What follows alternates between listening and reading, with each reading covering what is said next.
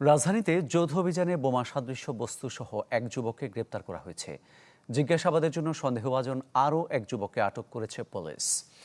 ডেমরা থানার পশ্চিম বক্সনগরের নিঝুমবাগ এলাকার গরিব নেওয়াজ মসজিদ রোড মোড়ে পুলিশের counter terrorism and transnational crime unit ও অ্যান্টি টেরোরিজম ইউনিটের যৌথ অভিযানে এই ঘটনা ঘটে। নগদ নিয়ে এলো হার না মানা হার অফার। সর্বনিম্ন 10,000 টাকা রেমিটেন্স নগদে পাঠালে থাকছে স্বর্ণের হার জেতার সুযোগ। পুলিশ জানায়, অভিযানের সময় জুয়েল ভূঁইয়া নামে এক যুবকের গতিবিধি সন্দেহজনক মনে হলে তাকে তল্লাশি করা হয়। এ সময় তার কাছে থাকা কালো স্কচ টেপ মোড়ানো 6 ইঞ্চি লম্বা দুটি বোমা সদৃশ্য বস্তু উদ্ধার করা হয়। অভিযান চলাকালে ঘটনাস্থল থেকে আরিফ চৌধুরী নামে আরেক সন্দেহভাজন যুবককে আটক করা হয়।